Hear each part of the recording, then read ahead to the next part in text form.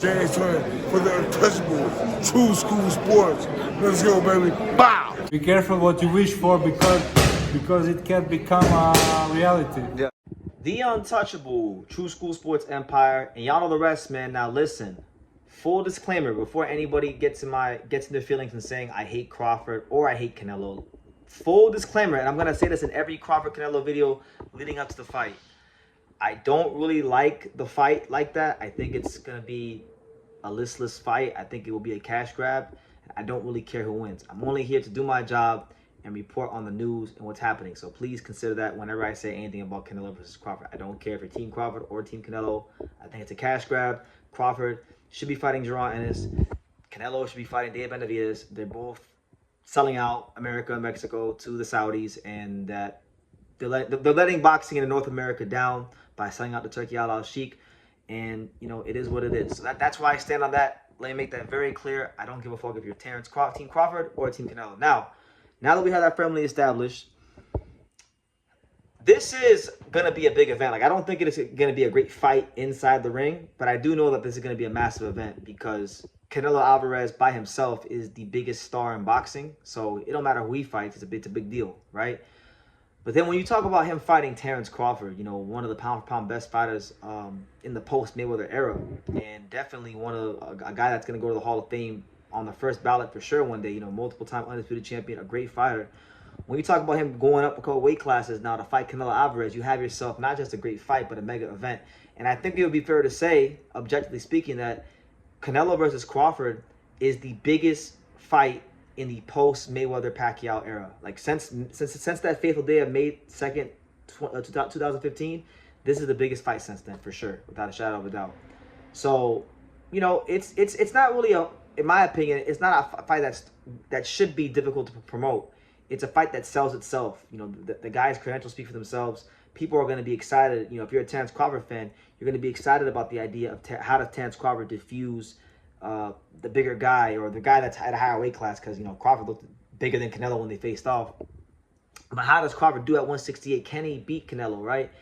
Can he truly do some pound-for-pound great shit? You know, you want to know that. And then for Canelo, is like, how does he deal with a guy that has a lot of skills and a lot of traits that, you know, guys like Mayweather and Bivol have, you know, not all. He doesn't have all of Mayweather's skills or traits or all of Bivol's skills or traits, but he's got some things from both those guys that have given Canelo a lot of problems, right? So, that being said, you're excited no matter who you're a fan of going into this fight. So it's not a hard fight to promote. And I say that to set the stage, to let you guys know that Turki Alalshikh in Riyadh season and TKO boxing with Dana White, there's already trouble in paradise. There's already trouble in paradise. Turki Alalshikh's already getting in a pissing contest with Dana White because this fight was supposed to be on Netflix. This is the first ever Riyadh season / TKO boxing event. So you're gonna have the Dana White megaphone and Endeavor involved, and you know it's gonna be. I don't think it's a big fight for boxing, but a big fight to the casual sports fan because of the people that had the reach they have pushing the fight out and promoting it, right? But it's a couple of things have already changed. So number one, the fight was initially slated for September the 12th at the Allegiant Stadium. Tickets already went on sale. Like, I've already seen tickets on sale on certain websites. People are buying tickets. I know people personally that were making reservations to go to Las Vegas to see the fight. And guess what? Turkey said no. We don't know if the fight's even going to be in Vegas. Now, you got Turkey coming out and pretty much saying, like, look, there's 5 potential venues and places this fight could take place. It could be in Vegas. It could be in New York. It could be, you know, in LA, wherever the case may be. It could be, or, you know, it could be in a whole myriad of places. So I don't like what I'm seeing so far. I think that's already a red flag. The fact that, you know, they're moving dates around after tickets already went on sale.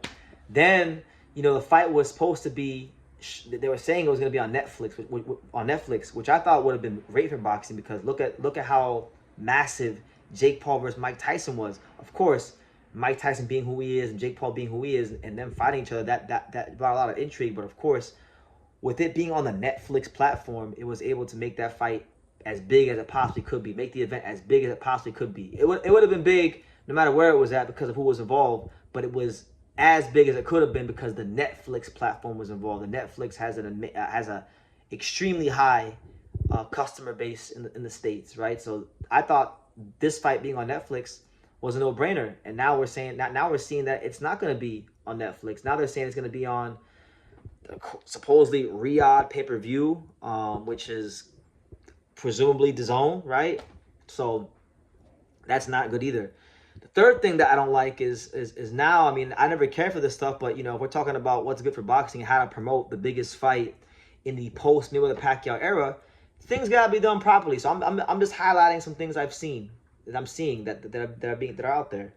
You know, the press conference is going to be in Riyadh, which, you know, Turkey, you know, he's trying to promote his country as much as he can. I told you guys that that's the bottom line of all this to begin with. And you know, I just think, look, man, you know, the USA is the entertainment capital of the world, and you know, I think you are not giving this fight a chance to be as big as it possibly could be with the opening press conference being in Saudi Arabia. But that's just my opinion. They're trying to make Saudi Arabia the mecca of boxing, one of the meccas of boxing. So it is what it is. But yeah, a lot of things are fluid right now. There's no it's May 14th, so right now as it stands, we're roughly 4 months away from this fight happening, and you got dates being moved around, networks being moved around, and I think what this ultimately does is it makes it hard for the boxing fans, the hard working class boxing fans, because mind you, boxing fans in terms of income for the most part come from a working class background, so people got to make they got to have some time to make the reservations for themselves or their family or significant others to go to these fights. And they're not going to get that kind of time because Turkey's just moving things around. So I think it's going to make it a little harder on boxing fans to get out to wherever the hell this fight is in the States. And I think that is it is going to hurt the event. It'll still do well. It'll still sell. But I just don't like the optics of it all. And I do feel like, truth be told, because really there's nothing wrong with this fight being on Netflix. There's nothing wrong with this fight being on September 12th. All right? There's nothing wrong with any of that. I just think Turkey wants to have more spotlight on himself, because let's be real, if we learn anything about Turkey over these last how long he's been involved in boxing, he's a clout demon. The guy loves fame. He loves everyone saying his excellency this and his excellency that. And he can't live in a world where an event is doing well when he only has a small piece of it. No, he has to have his hand in it. He's got to be front and center. He's got to be on Front Street. Otherwise, his ego will not be able to take it. So, yeah, that's the news, guys. I don't care about this fight like you guys think. I don't give a fuck who wins. I'm just telling you guys what's happening and reporting and doing my job and being professional. But, like, Canelo and Crawford, dates already been moved. Venues are being shopped. And I just don't like how it looks for the optics of boxing. This is not a fight that needs to be promoted that hard. It's not hard to promote. You know, you got Canelo, his credentials speak for themselves. You got Crawford, his credentials speak for themselves. My opinion, True School advisory tip, free charge via True School consultations. Listen, put the shit in Vegas, right? You can pick whatever venue you want in Vegas, but this is a Vegas fight, big time Vegas fight between two of the big time fighters from North America, Canelo from Mexico, Crawford from the USA. Don't think too hard, all right? Keep it simple, stupid. Put it somewhere in Vegas. You know, if you want the Allegiant Stadium, go to the Allegiant Stadium. If you want T-Mobile Arena, go to T-Mobile Arena. If you want MGM Grand, go to the MGM Grand. But this is a Vegas fight. I don't care what nobody says. This is a Las Vegas fight. You got a guy from Nebraska and a guy from Mexico. Make it easier on the Mexican fans. Make it easier for the fine folks in Nebraska to get down, along with all the other hardworking boxing fans on the West Coast and the South and whatnot. And, you know, you'll have a great event. But if you start moving around things and changing networks and making it hard for boxing fans to make the reservations or put stress on them, then it's going to suffer, right? And regardless, I think it's going to suffer regardless, because I don't think it's going to be an exciting fight. I think it's going to be two guys who have already made a lot of money, already accomplished a lot, with no incentive to actually look great in the fight.